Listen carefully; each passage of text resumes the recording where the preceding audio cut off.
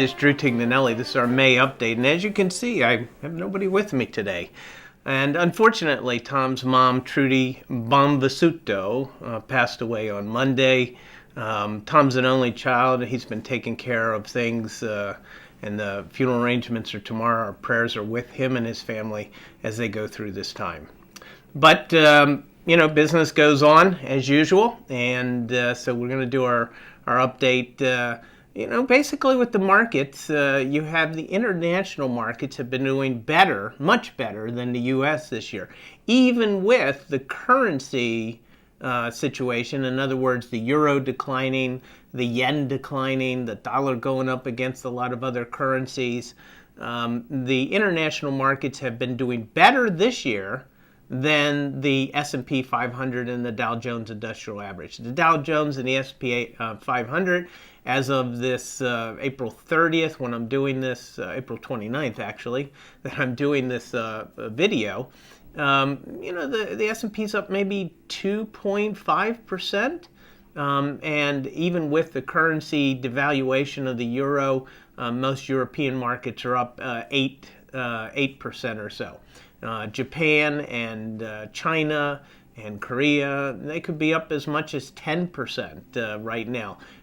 So it's a kind of funny market, because you're seeing a lot of the markets plateau. You've had a big run for the last few years, and some of these international markets are trying to play catch up with the United States.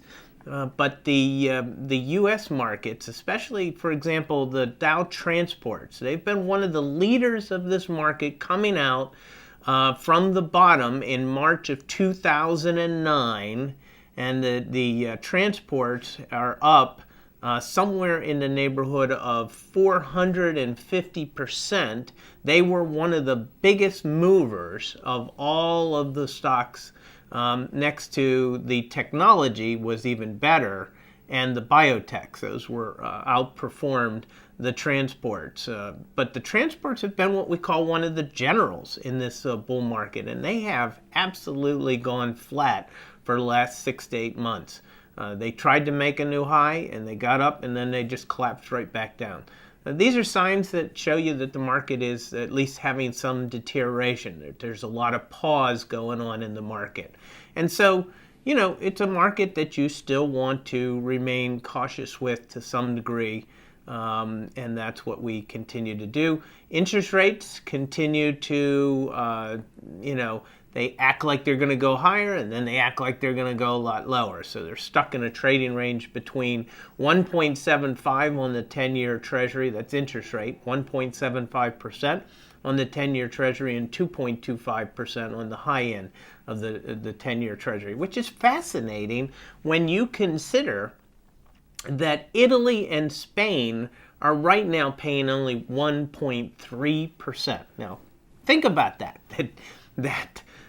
Italy and Spain, which have serious financial issues that they have to overcome, are paying a good 0.5 to 1% less than the United States of America. And yet we have our problems, but nothing nearly as serious as Italy, especially, and Spain also. Not as bad as Italy, but pretty darn serious. Anyway, it's a weird world that we live in today, and we're just going to have to continue to try to figure it out with all this central bank manipulation and government manipulation. We just got to continue to persevere, keep our eyes open, and not get carried away, because when things fall apart, they will fall apart pretty quickly. So anyway, that's the financial market update. I wanted to give you a couple financial planning topics. One thing that I find is I've got a lot of clients that go back with me to the 1980s. We've got quite a few clients that have been with me for over 30 years. And it might have been a long time since we've done any of their financial planning. And we've got clients that may go back just 5 or 10 years. And so we haven't done any, reviewing of some of their issues lately. And one of the topics that I wanted to address and say, go and look at this. Your auto and home insurance, your umbrella liability insurance. First thing is if you're with one of the big companies, the Allstates, the State Farms, the Nationwides, you have to be seriously concerned as to whether you're paying too much for that insurance. And people get this idea that there's something magical about being with a company for 30 years. I've been with Nationwide for 50 years. I've never had a claim. And as if that's going to help them if they ever do have a claim, as opposed to switching to a company that could be 30, 50, 60% cheaper per year premium than the company you're currently with. You should always at least quote another company. And the number one company that we find for most of our clients is Erie Insurance. If you're a Mid-Atlantic, you got to be Maryland or Virginia or Pennsylvania to quote Erie. But if you are, it's a great company to consider. It's who I've carried my insurances with since 1984, and I've not found anybody to beat them yet. The other companies that might be good, if you're a military officer or your parents were military officers, USAA is even better than Erie. Some places I find Encompass works real well. Amica Mutual can work real well in certain areas. These are companies that you don't hear about, like you hear about Allstate, Nationwide, State Farm. They're the ones that do most of the television advertising, but they're also usually very expensive companies. So we also want to make sure your umbrella insurance is in place, that you have $1 million umbrella or a $2 million umbrella. Because if you ever get sued, this is the way to prevent anybody coming against your personal assets. Can really destroy your long-term financial planning, is a liability lawsuit. An umbrella liability is a great way to protect with that. So your umbrella liability. And also on your auto, again, uninsured and underinsured motorist coverage. I find that to be woefully insufficient for most people.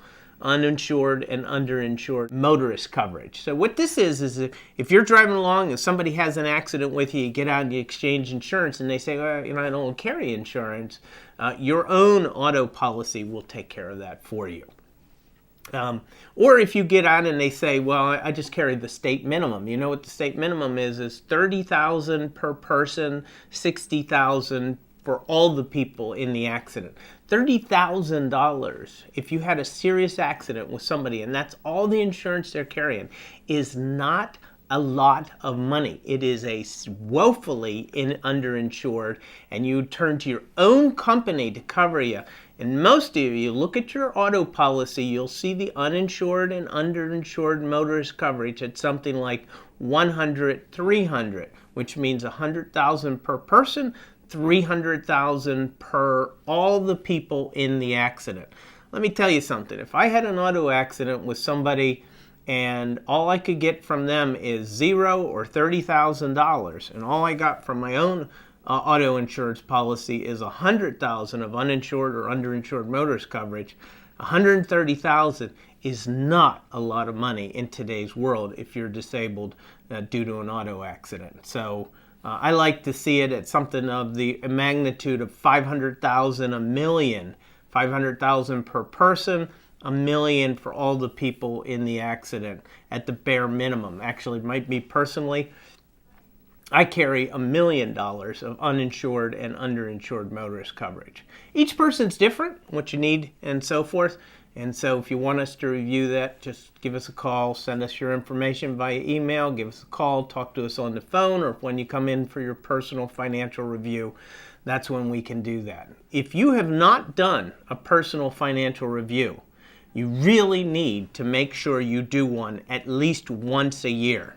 And if for any reason you are not getting a regular yearly or biannual notice to do your personal financial review, I want to know immediately, because you are supposed to be getting notified every year. So anyway, those are our topics, and I hope I covered them all. Again, our prayers go out to Tom and his family as they go through this time of losing their mother, Trudy Bombasudo.